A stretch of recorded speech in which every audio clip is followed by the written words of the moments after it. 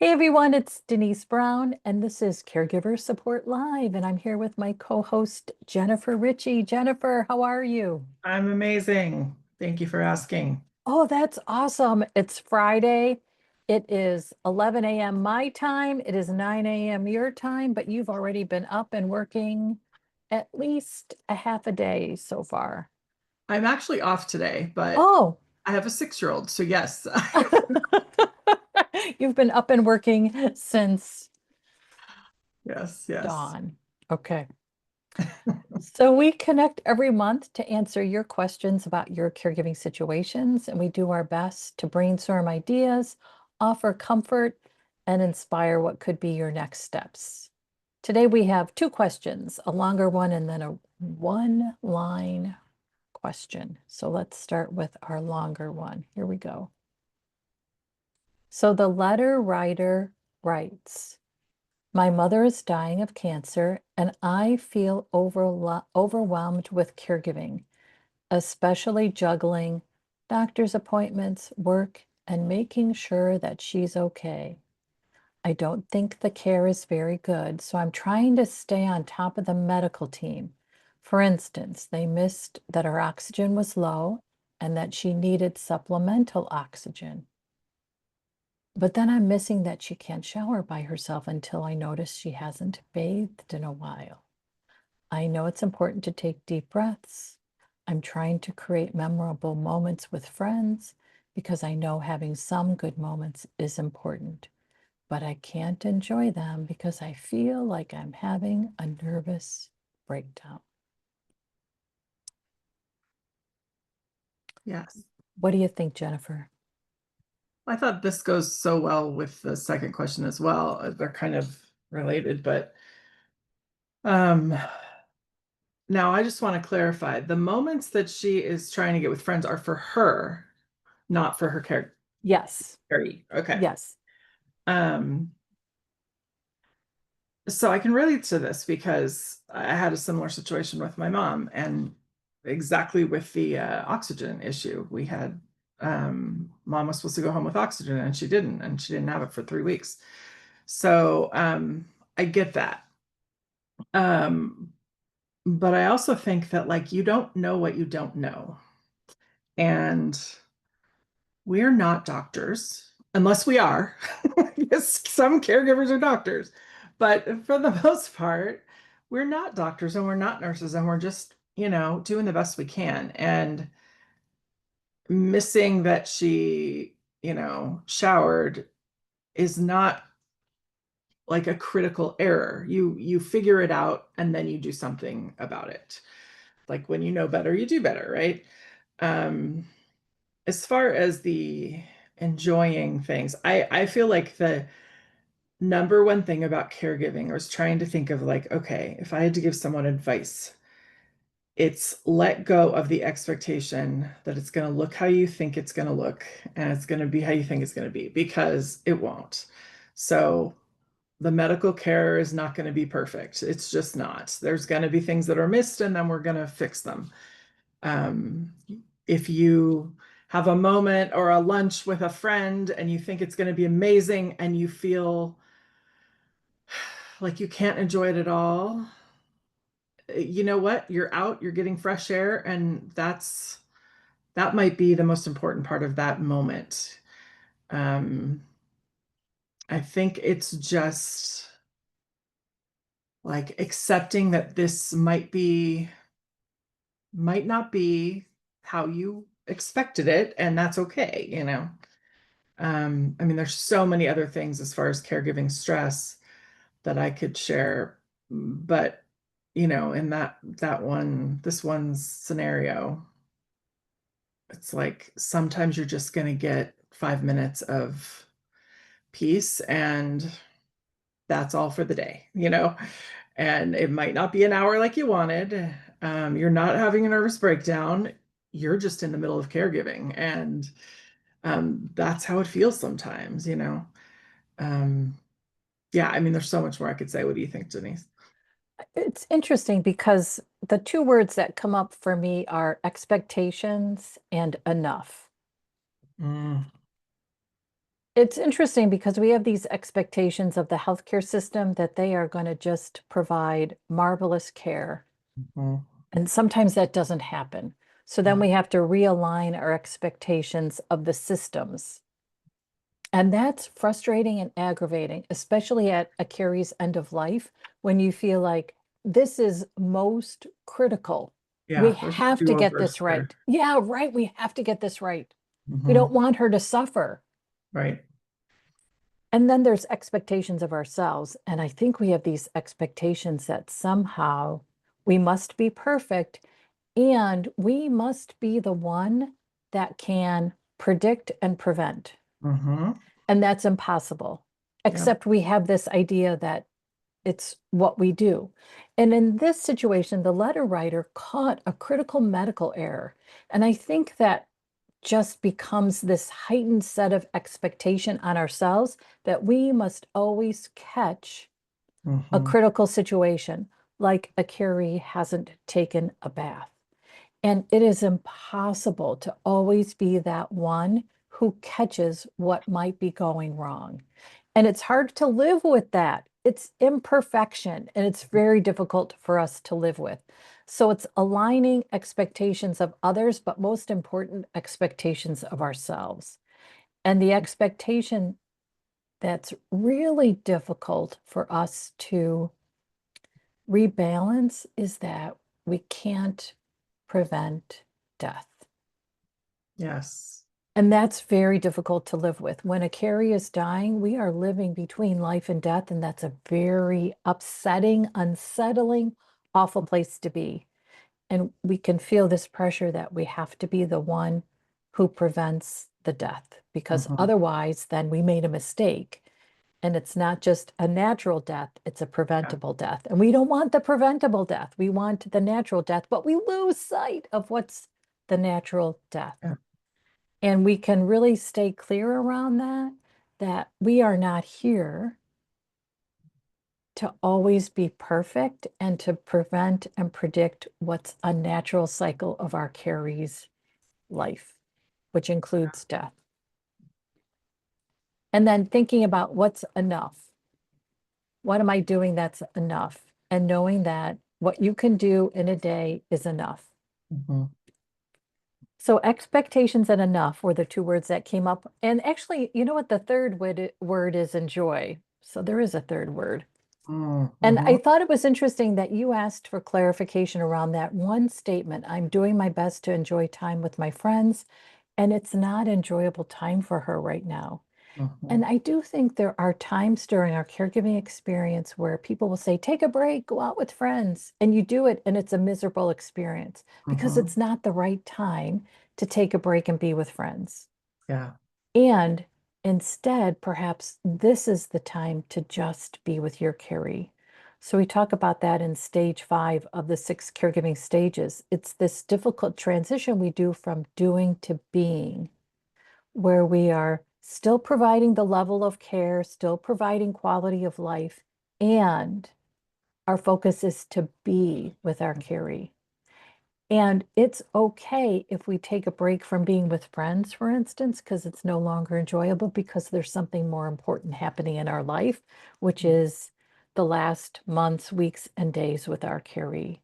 Yeah. And perhaps it's thinking through how can I make enjoyable moments happen for me and my carrie that become the priority. And then you have good memories after caregiving ends rather than these nagging regrets. Mhm. What do you think? Yeah, I think everything you said is so good. I also think this can happen in grief too. Um, I remember, I don't know, I think it was maybe a month or two after my dad died, my friends wanted to take me to the movies because they thought seeing a fun movie would be a great time. And so we went and saw Bridesmaids, which is one of the funniest movies. And I hated every minute of it because I was like, I shouldn't be laughing right now. It's like I could not let myself get into that place. And so what was a lovely, you know, event that should have been great and all of that for me and my friends had a great time, was just like I had to hide this like, ugh, I just need to be home, you know? So I think that is probably what the letter writer is feeling like. I might be missing something because I'm not there with her, Yes. you know? Yes. And that's Yeah. that's really tough. Yes. I love that you validate that because maybe that's just where you need to be right now, you know? Yeah. Maybe it's where you want to be, but you feel Yeah, this outside pressure to be to taking take a break. breaks and Yeah. enjoying time with friends when it's not the right time for that. Hmm. It also, what's interesting is it might be that you're not ready for that. Yeah. And your experience in the movie theater was all about, I'm not ready Yeah. to get back to this life yet. I'm still processing what happened in my other life, this life of caregiving. I'm just not ready. There Hmm. are times we're just not ready, and it can be difficult for others to get that Yeah. because they think, oh, you need a break. It's a good thing for you. And I don't mean to say that there aren't plenty of times during our caregiving experience when we definitely want to take a break. And then it's important to give ourselves permission that there are times when we don't, and Yeah. that's okay. You know Yeah. how I learned this? I was delivering a workshop, probably, what year are we in now? 2025? Honestly, it probably was 25 years ago. Mm. And the workshop was around probably self-care, maybe the 6 caregiving stages, and we were talking about taking a break. And in the back of the room, someone started to cry. And so I asked her, what's going on? And she said, I don't want to take a break. My Carrie is dying. I don't want to take a break. And I was like, oh my gosh, what are we encouraging people to do without understanding that every part of the experience requires something different? Hmm. And when it's at the end of a Carrie's life, sometimes that's not the right time for us to take a break, and that's okay. Yeah. I love that. I had a similar, not a similar experience, but those same friends that, Oh, and I've told this story before. We were in the middle of COVID. I'm taking care of my mom and I can't leave her. They came and they couldn't come inside, but they brought lawn chairs and sat on my lawn and we just talked over the gate for 30 minutes and it didn't look the way I expected it to look. We weren't having lunch or going to a movie or, but they came and they just impromptu were coming over, put on some clothes, come outside, and and it was lovely. And I never would have thought that that would have like given me such refreshing joy in the moment. And it was just a half hour of like we're just catching up. And it was the best way we could do it in the moment. And that it was an unexpected enjoyment, and it's because I just allowed it to be. It yeah. didn't have to look a certain way. It was, standing on And the porch. right. And you were clear, I can't leave. Yeah, yeah. And so they made the adjustment. And perhaps it's also helpful for us to explain what's happening right now. Hmm. I'm worried about my mom. I know we're getting close to the end. I want to keep connected with you, friends. I wonder if we could just stay connected in a little different way so I can be ever more present for my mom. Yeah, yeah, What if we did a conference call? yeah. It could be a Zoom. Yeah, right. What if you just sent me text messages? What if you each sent me a different text message every day? If it's a group of friends, they take turns just sending text messages. Yeah. What a great reminder, too, that we can ask for a different way to connect with our Hmm. friends when there are really significant things happening in our life. Hmm. I think Could, what goes along with that too is like asking for help that might not be what the friend expects. Like they might not, they may want to come over and give you time and you don't want the time, but you know what? Could you call the area agency on aging for me and find out if there's support available? Could you call the insurance company? Could you, like I can't step away from my Carrie to do that stuff. That would be an amazing help instead of lunch today, like asking for those kinds of things where they don't have to move a finger, they just have to make a call, Right. you And know. maybe they could spring for a meal delivery for Mhm. you, and then you connect on Zoom to enjoy Yeah, dinner, but in a different way. So I you're love each enjoying that. a delivered meal and meeting conveniently over Zoom. Yeah, But I also think that we sometimes, and this, your movie theater story is like a great example of this, where we force ourselves to be a part of a world that we are not a part of yeah. Mhm. for that period of time. When our Carrie is dying, again, that life between life and death is very different than the life everybody else is leading.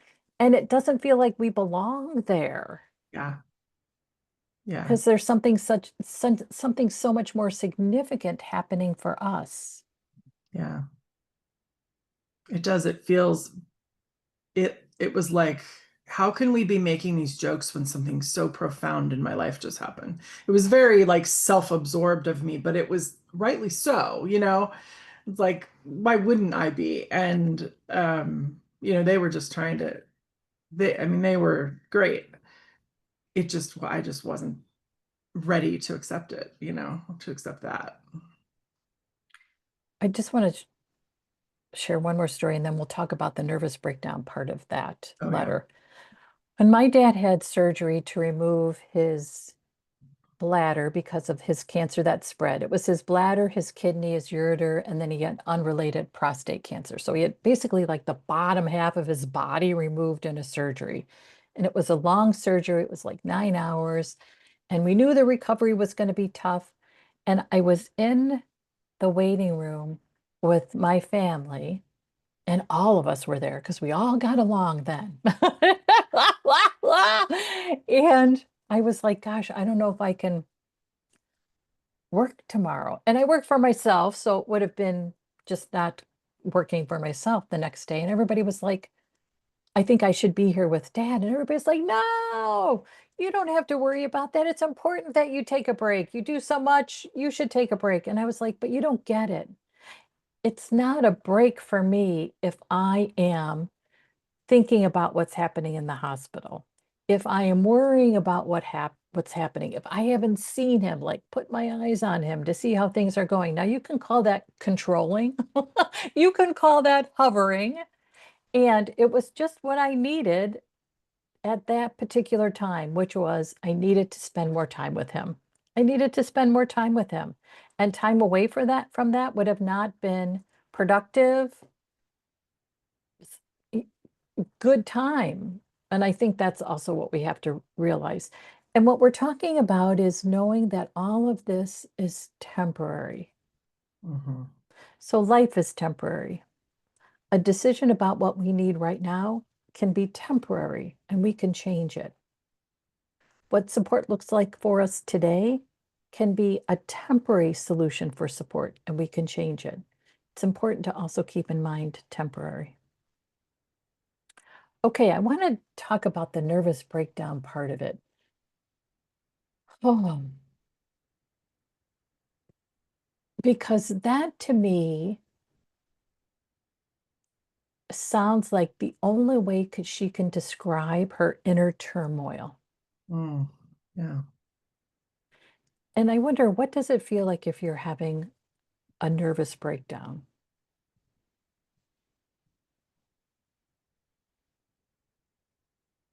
I don't know that I can describe that for myself right now because I'm so far from it. But I have a friend that I've been watching on Instagram over the past few years.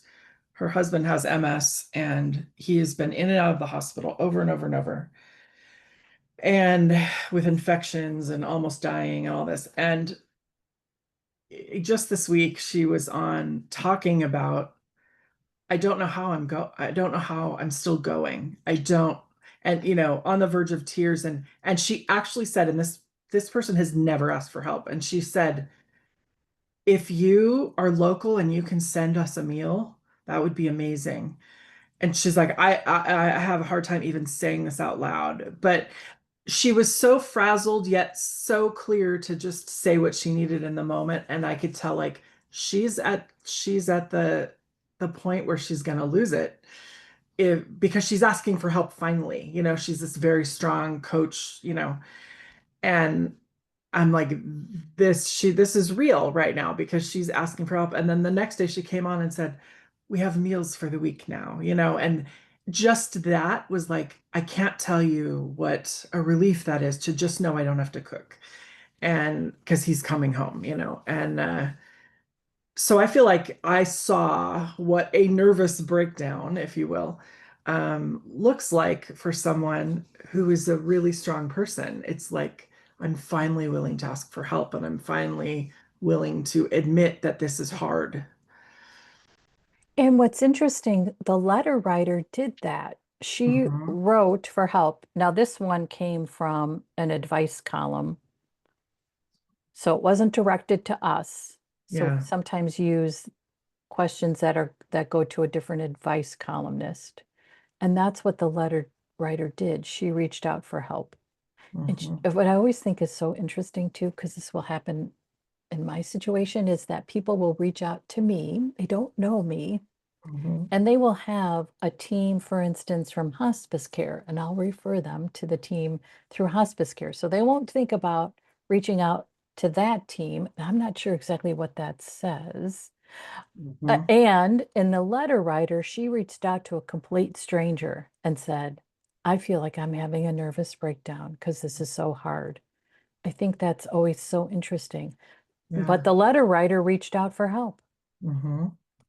When we think about the 19 caregiving systems, one of them is our nervous system. Now, it's not the only nervous system we manage because we manage our carees' nervous system too, and other family members, and even sometimes the healthcare professionals. And we're managing these nervous systems that get so activated. And her nervous system is just activated.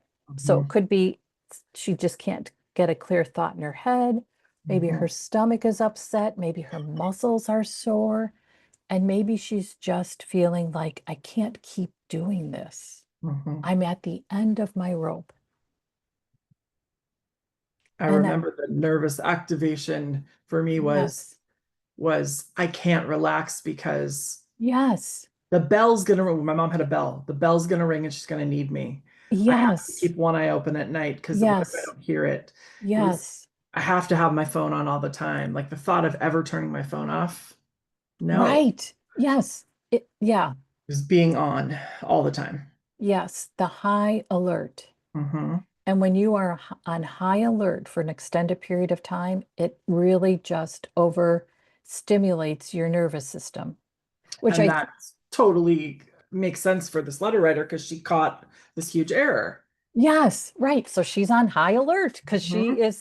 she understands that this healthcare system isn't going to do everything, Yeah, which has put her into this place of feeling like I must prevent and predict.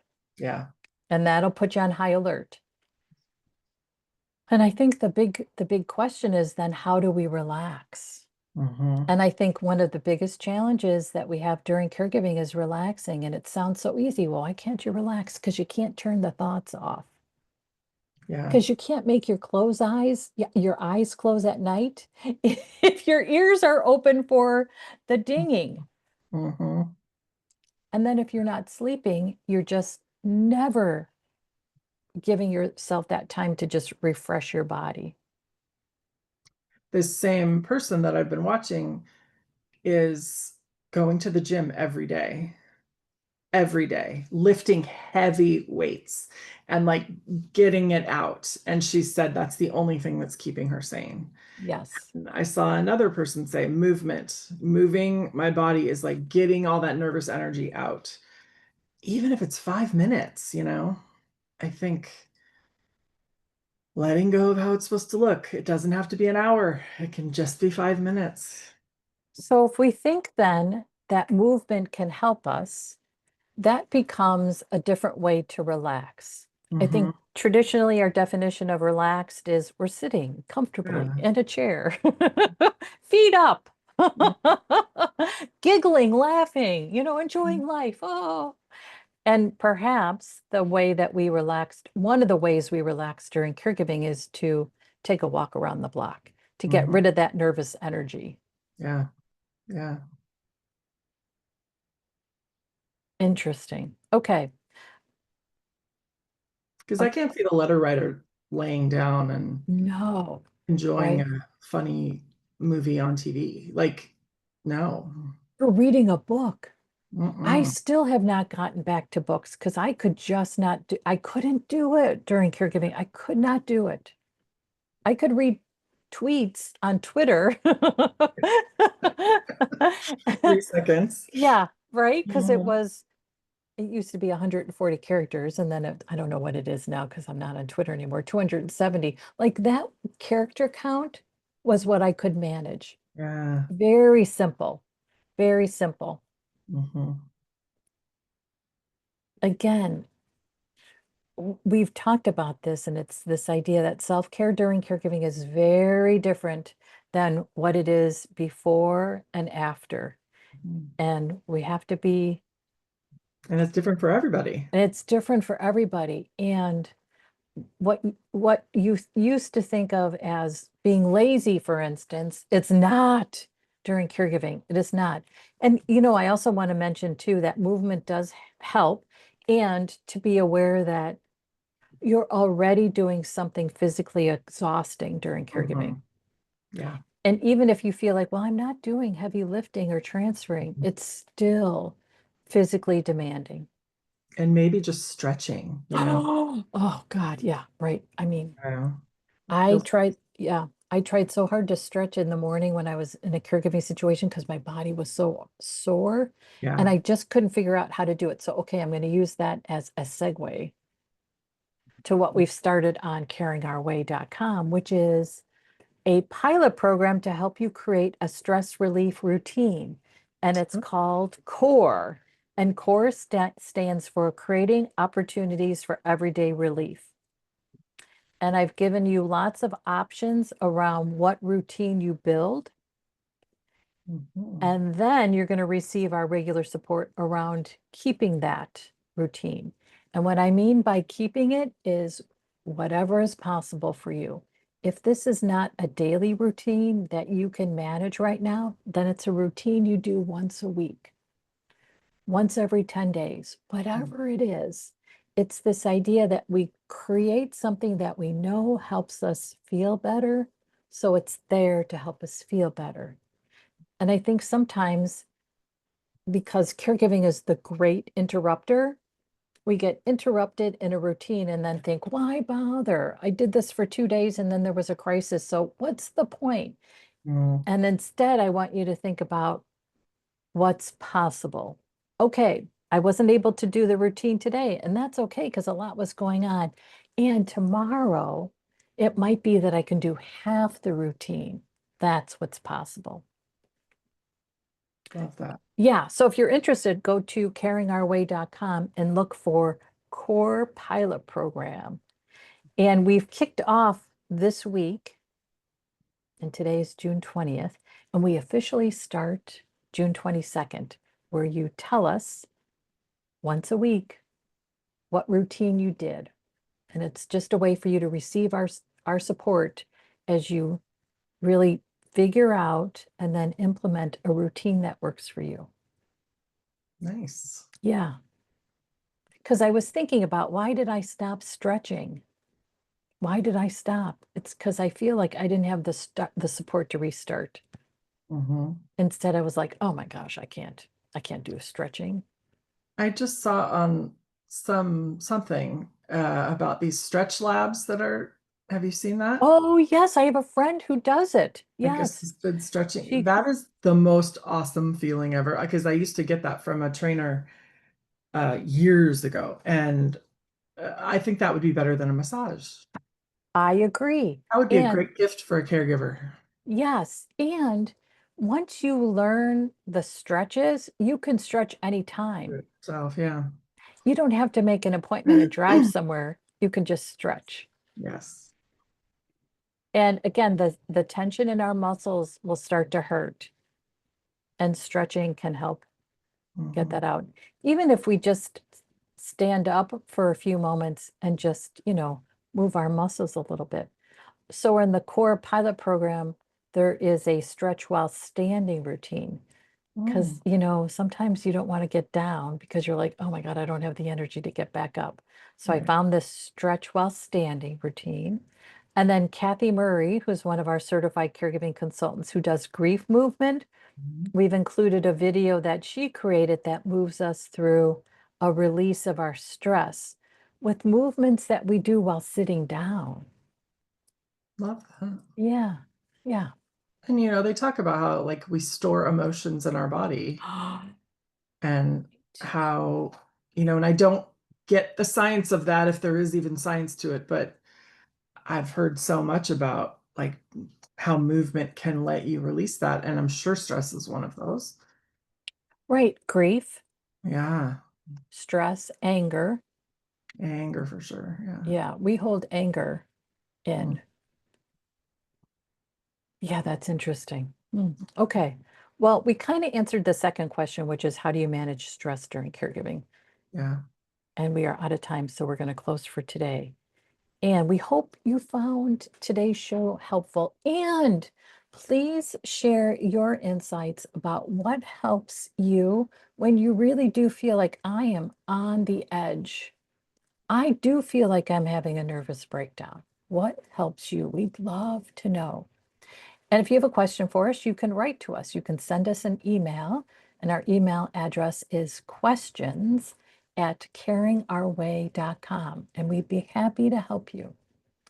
And Jennifer is one of our certified caregiving consultants, and so she is able to offer a complimentary session to think through how she can support you. So, Mm. Jennifer, for any of our listeners who might be interested in connecting with you, what's your website address? Yeah. The best way to reach me is just my name, jenniferrichey.com. Oh, nice and easy. Nice and easy. Okay, thanks, Jennifer. I look forward to our conversations every month. Me too. And thanks everybody for watching and listening. Be sure to go to caringourway.com to join our community, to register for our events, including this one. We are live, so you're welcome to join us live if you'd like. And if you join us live, you can bring a question that we'll answer and address live. You can test us and see what we know. Okay, everybody, thanks so much for watching and listening. Thanks for all you do. Bye-bye. Denise.